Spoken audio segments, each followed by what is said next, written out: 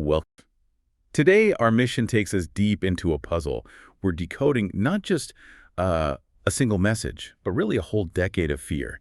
It all connects back to a London cipher and then explodes into this, well, gruesome murder out in the English countryside. It's quite a start, isn't it? We actually begin not with the crime scene itself, but with a warning. Sherlock Holmes gets this coded message from an informant he calls Porlock. Right, Porlock. And Holmes has this brilliant description, calls him the pilot fish, swimming alongside the ultimate predator, Professor Moriarty. Okay, so Moriarty's involved from the get-go. That tells you straight away this isn't just some random crime. We're dealing with, well, something big, organized. Exactly. And the cipher itself, it's based on like a common book, an almanac. Holmes has to figure out the key, which takes a bit of doing, but when he does, the message is chilling. What does it say? It basically warns, there is danger, Douglas. Now at Burlstone house, confidence is pressing. So a specific guy, Douglas, at a specific place, Burlstone, and he's in serious immediate danger. And here's the absolutely wild part, the timing. They barely cracked this code, barely discussed, how do we warn this Douglas fella? When a telegram arrives, Inspector MacDonald gets it. Yeah, it's uncanny. He's literally holding the decoded warning in one hand and this official telegram in the other, and he's just stunned. Because the warning came too late. Way too late. The telegram confirms it. Mr. Douglas of Birlstone Manor house. He's already dead. Murdered. Horribly. So that's our task today, right? To unpack how this cipher, tied to Moriarty's network in London, leads directly to this brutal killing in Sussex. And crucially, what was in this victim's past that made him a target? What terror was chasing him? Okay, let's paint the picture of Birlstone Manor. It's out in Sussex, deep countryside, but this is no ordinary house. The soldiers describe it as, well, ancient, Jacobean, sprawling, and the key feature, it's got a moat. The moat is critical. It's wide, maybe 40 feet. And while it wasn't actually that deep, maybe only a couple of feet of water, it worked perfectly as a defense. Like a castle. Pretty much. It was built back in times of unrest, designed to be safe. And the owner, this John Douglas, he'd actually fixed up the old drawbridge mechanism, the chains, the windlass, everything. Now, this wasn't just for show, was it? No, not at all. The rule was ironclad. The butler, Ames, he raised that drawbridge every single night. Bang on 6 o'clock. 6 o'clock. And once that bridge was up, the house was basically an island, a fortress sealed off from the world. So who lived on this island? Let's talk about the people inside. Right. First, the victim, John Douglas. He's about mid-50s, looks vigorous, seems like a pleasant enough country gentleman, made his money, apparently quite a lot of it, out in California. But there was something. Off. Yeah, the sources mentioned his offhand manners, a kind of roughness maybe. It hinted that maybe his past wasn't quite so polished as his present life suggested. And his wife. Mrs. Douglas. She was English and quite a bit younger, maybe 20 years. Beautiful, definitely, but also very reserved and prone to what they called nerve strain. Nerve strain, meaning? She got incredibly anxious, especially if Douglas was late coming home. It suggests she knew something, knew there was some kind of danger hanging over him from before. Okay, so a tense atmosphere already, and then there's another player. Cecil Barker. He was a regular fixture at the house, apparently Douglas's only real friend from his American days. A big guy, strong, kind of aggressive maybe. He'd stay for long visits. And how did he fit in?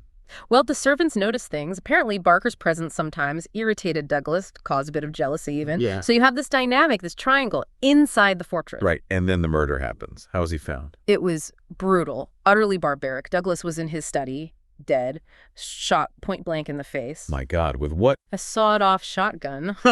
Which is, well, it's notable. That's more of an American gangster weapon, you know? Not something you'd expect in a quiet English manner. And worse, the triggers had been wired together. Wired? Why? Maximum damage, both barrels firing at once. It screams premeditation, personal, absolute destruction. Okay, so the police arrive. What's the first big problem they hit? The timeline. It makes no sense. The butler, Ames, is adamant. Drawbridge went up at 6 p.m. The gunshot was heard around midnight, maybe just before. Yeah. So the killer. How did they get in? If the bridge was up at 6, they must have been inside already. Or, well, did they swim the moat? Fly. And if they were inside, how did they get out? The place was locked down. It seemed impossible. And this is where things start getting even stranger, with the clues. Right. Cecil Barker, the American friend, he claims he was first on the scene. And he immediately points to the study window, which was open. Leading to the moat. Exactly. He insists the killer must have climbed out the window and waded through the shallow water to escape. And look, he says, there's proof. A smudge on the windowsill. Yeah, like a bloody boot print. Barker claims this proves his escape theory. But the police must have pushed back, of course. Sergeant White Mason, the local detective, he keeps asking the obvious question. Okay, maybe they waited out, but how did they get in 6 hours earlier? The bridge was up. It just doesn't track. And the clues themselves get weirder. Oh, definitely. Almost ritualistic. Yeah. Found near the body is this little white card. And written on it, just two things. VV341. VV341. What on earth does that mean? Nobody knows. It looks like some kind of code, maybe a secret society sign. It completely baffles Sergeant Mason. Okay, weird card. What else? The brand. This is really strange. When they examine the body, they find this old brown mark on Douglas's right forearm. To shape a triangle inside a circle. A brand, like cattle. That's exactly what the doctor says. He's been branded as they brand cattle. It strongly suggests he was part of some organization, something that required a permanent, painful initiation. Wow, okay, coded card, a brand. The rings. This might be the oddest detail of all. The butler, Ames, he knew Douglas's habits.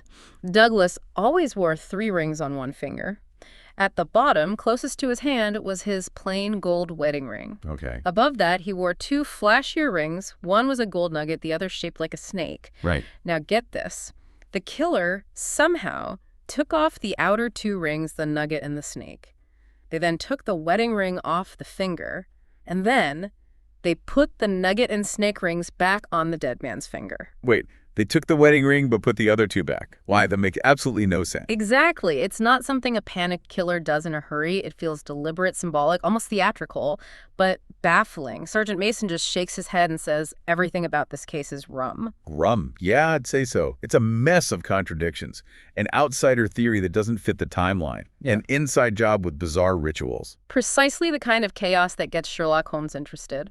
He arrives and immediately starts picking at the inconsistencies. He doesn't buy the escape story. What's his first issue? The weapon. The shotgun. MacDonald, the Scotland Yard detective on the case, he thinks the American weapon points to an outsider, maybe tied to Douglas's past. Makes sense initially. But Holmes asks the practical question. Why a shotgun? If you're trying to sneak into a fortress, climb walls, kill someone quietly, why bring the loudest possible weapon? You'd wake everyone up instantly. It's illogical for a stealthy assassin. Good point. It's practically an announcement. MacDonald has to concede it's a problem. Then Holmes drills down on the timing. He talks to the housekeeper, Mrs. Allen. And she heard something. Yes, not the main alarm raised by Barker, but earlier. Around 10:45 p.m., she heard a noise, like a heavy door slamming shut, which Holmes thinks was the muffled sound of the shotgun blast. And crucially, this was a full hour before Cecil Barker raised the alarm around 11:45 p.m. An hour. So someone inside knew about the shot and waited. That's the implication. A 60-minute delay. It strongly suggests a cover-up, an internal conspiracy. Okay, so the timeline is suspect. What about physical evidence? Holmes spots something small, seemingly insignificant. Near the fireplace, there are some dumbbells, but there's only one. Just one. Yeah, Douglas was athletic. You'd expect a pair, right? Holmes just sort of files that away mentally. Okay. A missing dumbbell. And then he goes back to that smudge on the windowsill, the supposed proof of the killer's escape. He looks closely at Cecil Barker's slippers from that night they're stained with blood. Right. Holmes notes that Barker has quite distinctive feet. Broad, splay foot is the description. Don't call me. Oh, yes. In this brilliant moment, Holmes takes Barker's blood-stained sliver and places it directly onto the smudge on the windowsill. And it matches. Perfectly. Exactly. So Barker? Yeah? He made the mark. He deliberately faked the escape clue, planted it there himself to throw the police off the scent to make it look like an outsider got away. Wow. So it is a conspiracy. Barker's in on it. Mm-hmm. And Mrs. Douglas, too, probably. Almost certainly. The question completely flips. It's not how did the killer escape? It's who is the dead man, really? And why stage this whole elaborate charade? And does the motive start to emerge? It does. Holmes puts pressure on Mrs. Douglas. She's terrified, clearly hiding something. Eventually, she breaks down a little and gives him the first real link to the past. What does she say? She reveals that her husband, John Douglas, used to talk about his past sometimes, with absolute horror. He called the place he'd been the Valley of Fear. The Valley of Fear. Chilling name, and there's more. She remembers about 3 years ago, He had a really high fever, was delirious, and in that state, he cried out a name, a specific terrifying name, Bodymaster McGinty. Bodymaster McGinty, Valley of Fear. Okay, now we're getting somewhere. It sounds like some kind of gang. A powerful organization. Exactly. Something from his American past. Something violent, organized, led by this Bodymaster based in this Valley of Fear. And whatever it was, it had finally caught up with him. So how does Holmes wrap it up? How does he prove it? With a clever trap. He figures they must have hidden evidence, probably outside. So he sends an official-looking note, very formally, stating that the police intend to drain the moat the next morning to search for clues. Hoping they'll try to retrieve something before then. Precisely. And it works like a charm. That night, under the cover of darkness, the detectives are watching. And they catch Cecil Barker sneaking down to the moat. What's he doing? He's fishing something out of the water. A heavy, sodden bundle. And inside? Everything. The missing dumbbell, that's what they use to weigh the bundle down. Ah, the dumbbell. Yep. Also, a pair of American-style boots, a knife in a sheath, a suit of gray tweed clothes, and a distinctive yellow overcoat. Let me guess, the coat has something special. It does. A specially tailored inside pocket, perfectly shaped to conceal a sawed-off shotgun. The murder weapon, or a murder weapon. And the final piece, the tailor's label inside the coat. Neil, outfitter, Firmissa, USA, for like the VV on the card, VV 341. Exactly, Firmissa Valley. And 3-4. Well, we'll get to what that means. The connection is now undeniable. So they have the evidence. They have Barker caught red-handed. What happens next? The most dramatic moment of all. As they're confronting Barker with the bundle, a figure emerges from the shadows of the old house. Ooh. John Douglas. He steps out of a secret hiding place, a priest hole, dating back centuries that Holmes had deduced existed after reading a local history book about King Charles II hiding there. Douglas is alive and well. He's alive. So the body in the study was not John Douglas. Douglas reviews the whole story. The dead man was Ted Baldwin. Ted Baldwin. Who's he? A high-ranking member of the very organization that had been hunting Douglas for years. Baldwin had tracked him down to Burlstone. There was a confrontation. Douglas killed Baldwin in self-defense. Okay, so he killed Baldwin, but why the elaborate staging? Why pretend he was dead? Because he saw an opportunity. He noticed that Baldwin had the exact same brand on his arm, the triangle and the circle. Same brand. So Baldwin was part of the same group. Yes. Douglas realized he could use Baldwin's body, stage his own death, and finally, hopefully, escape the relentless pursuit that had haunted him for a decade. Incredible. And the rings. That bizarre detail about the wedding ring. He explains that too. It was actually quite practical in a macabre way. Douglas couldn't get his own wedding ring off his finger. He'd worn it for so long it was stuck fast. So to make the body convincingly look like him, they had to take Baldwin's wedding ring off, assuming Baldwin wore one, or perhaps they just took a ring they designated as the wedding ring for the staging. But since they couldn't remove Douglas's, they had to leave the other two rings, the nugget and the snake, on Baldwin's finger. They hoped the sheer weirdness of it would just confuse the police. Which, frankly, it did. Yeah, it certainly did. So the whole Burlstone mystery, the impossible crime, the fortress, it was all just the final act of an American vendetta. Essentially, yes. An ingenious, if gruesome, way to end a 10-year chase. And Douglas then reveals his true identity. He wasn't originally John Douglas at all. He was Bertie Edwards, a famous Pinkerton detective. A Pinkerton. So he infiltrated this group. He did. And his success is why he had to run for his life. Okay, so to really understand why Bertie Edwards, now Douglas, went to such extreme lengths, faking his own death so violently, we need to go back to 1875. And we need to travel to the place it all began. This. Valley of Fear. That's right, we're heading to the American industrial heartland. Picture Vermissa Valley. It's not pretty. It's a coal and iron district choked with smoke, slag heaps everywhere. Life is crude, rough, dangerous, and it's basically lawless. And this is where the group operates. Yes. They call themselves officially the Imminent Order of Freemen, a respectable-sounding name, like a fraternal lodge. But that's just a front. Completely. The real power, the terror, comes from the inner circle known as the Scourers. The Scourers. And into this valley walks our hero, but under a different name. He arrives as John McMurdo. He presents himself as a fugitive. Handsome, seems friendly enough, but definitely tough. He lets it be known he's on the run from Chicago, claims he was a counterfeiter, even shot a man named Jonas Pinto. All a carefully constructed cover story. He needs to look like a hard man, someone willing to operate outside the law, to gain entry into the Freemen, and ultimately, the Scourers. Carrying a big revolver helps sell the image, too. How does he make contact? He uses the secret signs and passwords of the Freeman, simple phrases like, "Dark nights are unpleasant." The correct response is, "Yes, for strangers to travel." This gets him noticed by a member of Lodge 341. Lodge 341, that's the number from the card at Burlstone, the very same.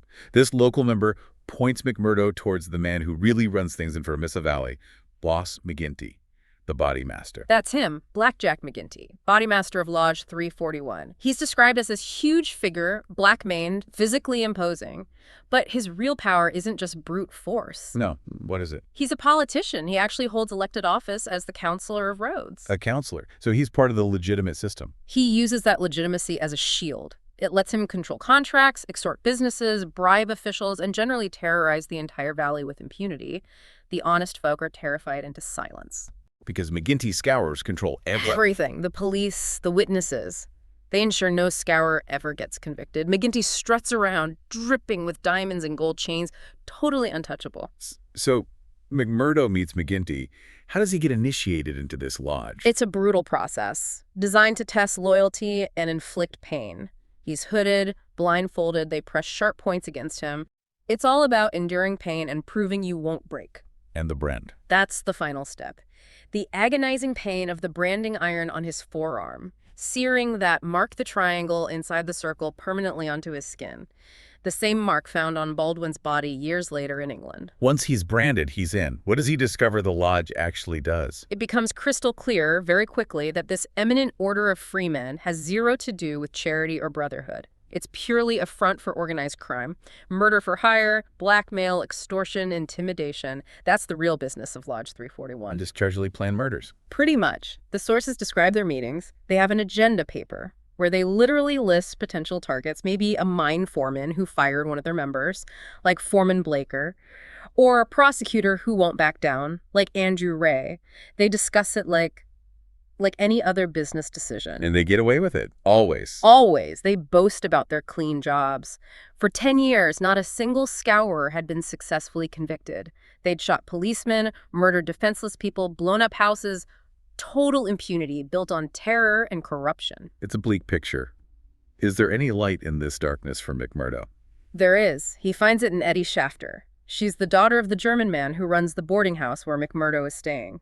She's beautiful and kind, and they fall for each other hard and fast. It's his one connection to normalcy. But that sounds dangerous in this environment. Extremely dangerous, because someone else has his eye on Eddie, Ted Baldwin. Baldwin, the man found dead at Burlstone. The very same. Back then, he was one of McGinty's top lieutenants. Cruel, handsome, used to getting his own way, and he considers Eddie to be his. So he confronts McMurdo. Oh, yes.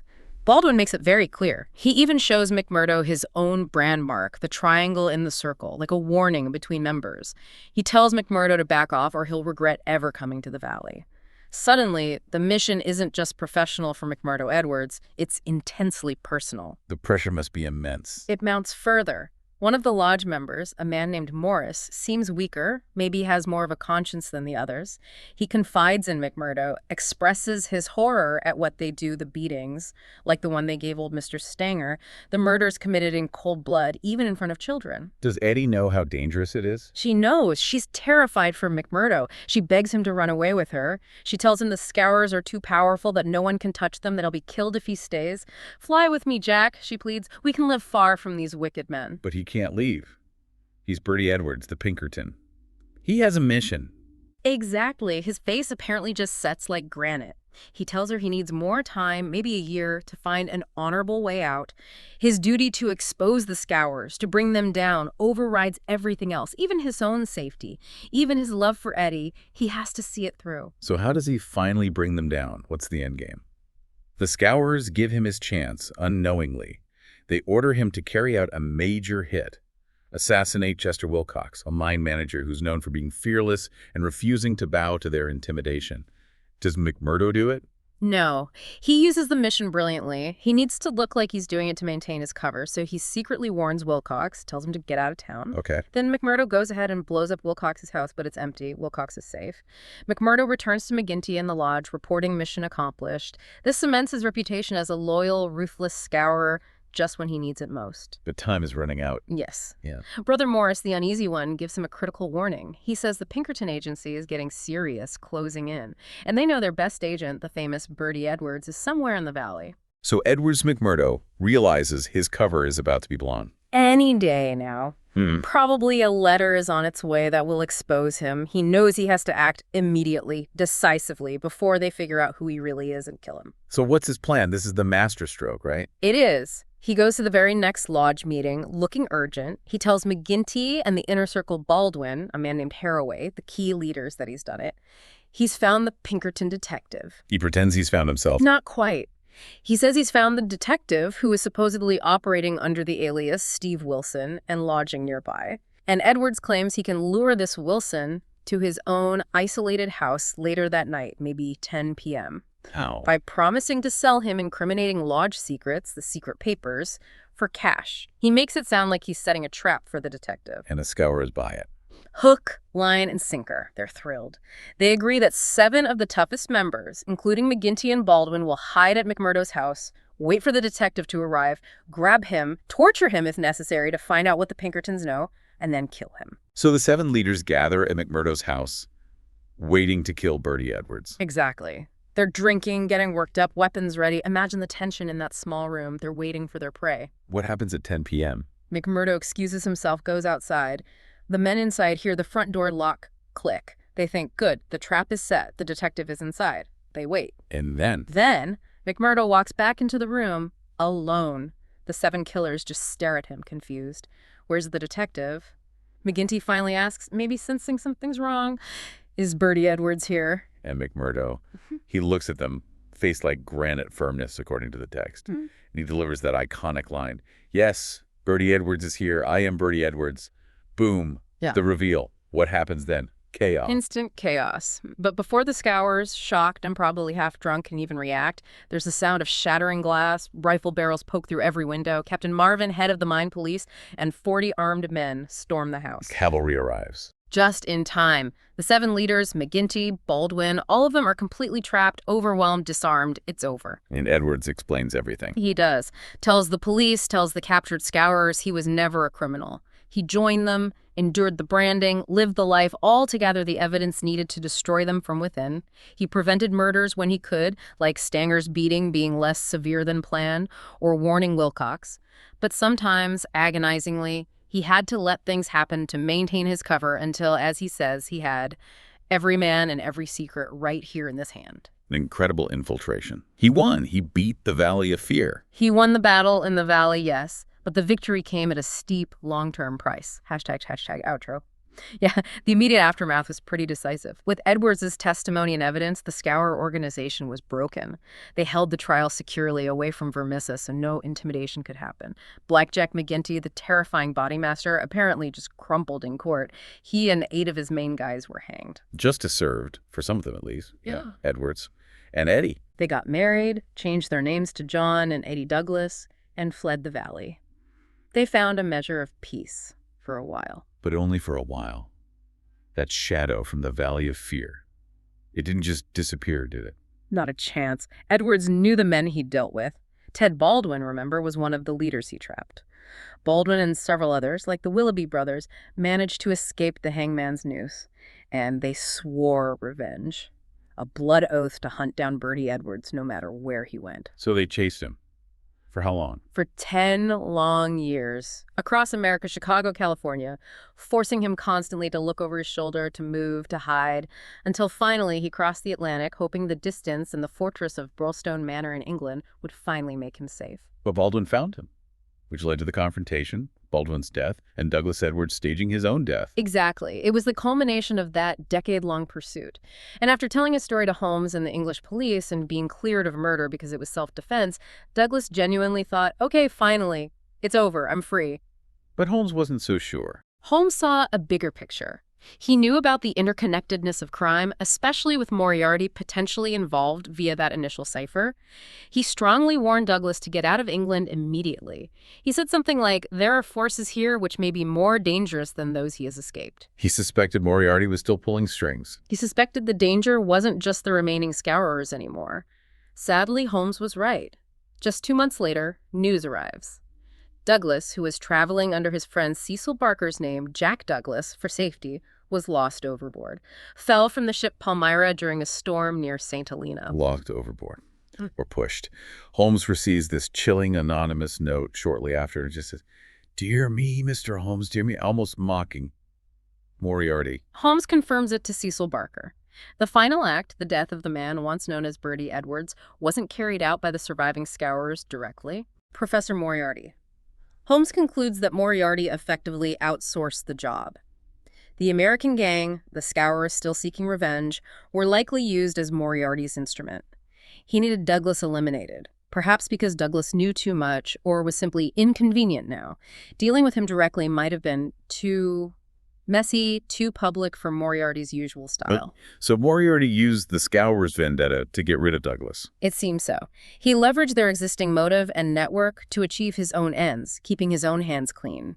The American organization became a tool for the Napoleon of crime in London. Which brings us right back to where we started, in a way. Moriarty's shadow looms over the whole thing, and it leaves you with a really unsettling thought, doesn't it? It really does. If the absolute peak of criminal genius, this Professor Moriarty, operates entirely from the shadows, if he never pulls a trigger, never leaves a fingerprint, just directs things like a CEO, managing his evil empire through layers of separation, hiding his vast wealth, how can justice ever truly reach someone like that? How do you stop the architect when you can only catch the foot soldiers? It makes the victory in the Valley of Fear seem almost partial. They took down the Scourers, the soldiers on the ground, but the real general, Moriarty, remained untouched, ready for the next campaign. Chilling thought to end on. Thank you for joining us.